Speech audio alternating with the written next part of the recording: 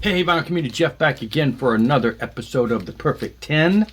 Been doing this now for a while, with up 14 now I think, or something like that. But anyway, basically as a reminder, if you haven't seen one of these before, basically I borrowed this from Rick and Records, where I'm just pulling 10 albums, every 10th album in my collection until I get 10 random pulls. Started over there, I'm over here getting close to the end here when the S's now, and basically just showing them. It allows us to revisit items that maybe we haven't pulled in a while. Gives me the ability to think, hey, maybe I'll pull these, listen to them, give them a quick listen, and just randomly take a quick look at them and talk briefly about them, just to kind of go through the collection randomly. So yeah, as I mentioned, I think the last one we ended on Sound of Thunder, I believe, and so we're in the S's, and I see here on the top one, let's get right into this. First one is Scott Stapp's second solo album.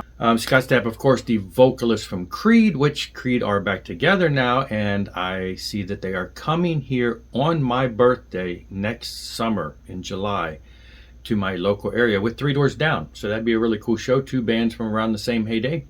I am looking forward to hopefully checking that out. So have seen a couple TikTok videos, just kind of Scott popping back in the room, band practice and stuff. So anyway, interesting to see. Creed got back together a handful of years ago, and I saw them live, and they put out that one album, and then haven't done anything for a while. So the other guys have done their thing with Tremonti and Alter Bridge and all that stuff over the years. So anyway, it'd be cool to see Scott back and see what we got with they all get their lives together and do another Creed album. So all right, up next, Stryken, First Strike. This is actually the original 1987 edition on red vinyl. This was reissued in the past year, and so this one was one of those ones. This is way before Kickstarter and everything. 1987. I guess I bought their early single, and then somehow got a notice that you can send money to help donate towards their next album, which I did, and so the album's got my name inside it. I've got it highlighted here. It's got my wife, Jeff, and Veronica in here, listed in there as people who helped fund the album. So yeah, Texas band, kind of, they got the whole costumey looking things. Anyway, fun, cool stuff from back in the day. And yeah, this was recently reissued on a way extended CDs with lots of cool stuff, as well as a vinyl edition of that. So, all right, that brings us into Stryper, the deluxe edition, No More Hell to Pay. This is the Church of Vinyl reissued this. I believe I have one of the original vinyl pressings, and then they reissued a lot of these, and I picked this up. I'm not going to pull it open, everything. It's I believe this is the one that's you open it and it's a pop-up. But yeah, this is one of the later, the more recent Stryper albums within the past 10 years or so. So yeah, I see we've got enough Stryper to move into their old stuff too.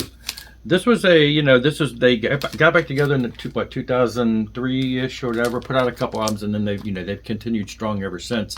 And this is one of the ones of later years. These last couple albums, last 4 or 5 albums, have just been some of their best work, some of their heaviest work from an 80s band that's gotten back together, and they've done some great stuff, and this is one of them. And the artwork is just wonderful on these. I love the new way that they've got with that.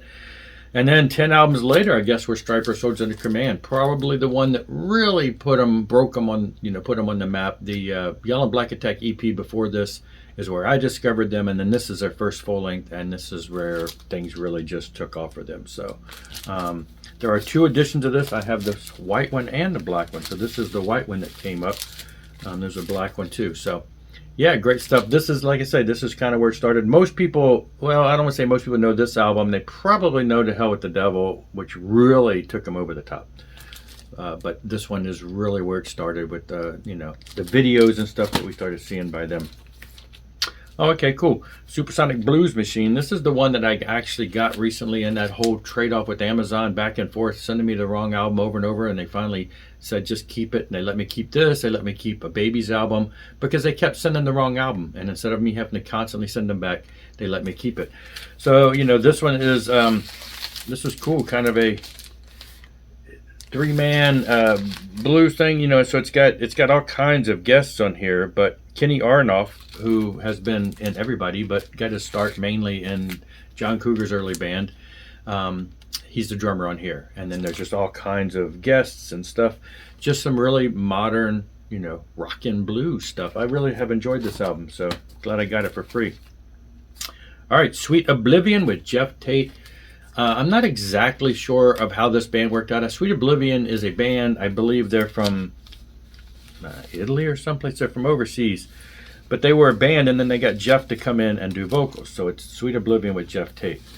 And there are 2 albums that have Jeff Tate on them. So I don't know if it's a band or if Sweet Oblivion's a band and they've just gotten Jeff Tate on a couple albums, or if they're continue with that, if Jeff Tate's in the band, or, you know, is it just a 2-off thing? But that was pretty cool stuff. Some cool, just straight up, you know, hard rock and, I don't want to say power metal, but, you know, Euro metal feel.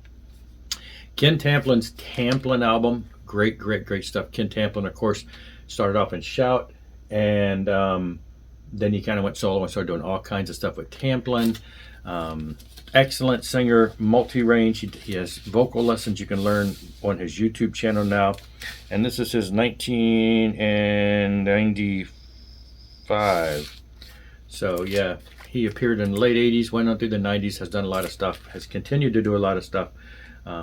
Excellent vocalist, just straight up what you would think hard rock and 90s stuff, like, you know, what you would expect back in them days, kind of the more the melodic metal to hard rock feel of those days. Great stuff though. Really have enjoyed Ken Tamplin stuff over the years. All right, Tesla's Mechanical Resonance. This actually was a VCLT from Randy Weaver a while back, years ago. Tesla was in that area where I didn't really get into them, because by that point in my musical career I had changed focus and kind of missed out on them in those days. Obviously I heard the songs on the radio and MTV and stuff, but didn't really have any of their stuff. So it took me a while before I picked up some of the stuff on vinyl, and this was one that was sent to me as VCLT, and then I've picked up some of the others since then, but still probably have a long way to go with their collection. So yeah, early Tesla there. All right, now we're into Thor, Metal Avenger. This is his, not his most recent, this is a couple albums ago.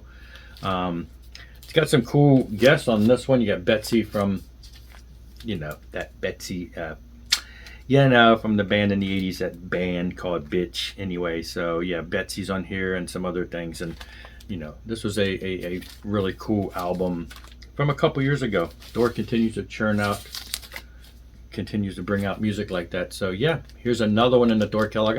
I'm one of those Thor fans. I just buy everything that he puts out and just love the whole concept and everything. Have since the 80s. All right, and this one should be number 10, 1,000 Foot Crutch. This is a, what do you want to call it? New metal? Not metal? New hard rock. It's a, they are a Christian band.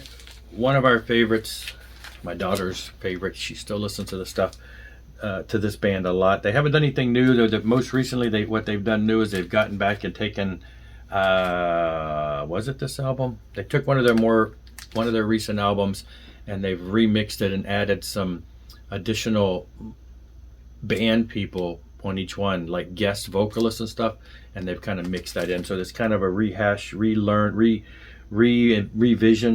of some of their stuff. But this was the vinyl issue of this, and pretty hard to find nowadays. But yeah, great stuff. You know, they started off as kind of a Linkin Park-ish rap rock type stuff on their very first album. Second album, you know, his singing style is not, it's a little spoken, a little sung, not as rappy, but, you know, musically they're pretty tight, hard rockin' stuff.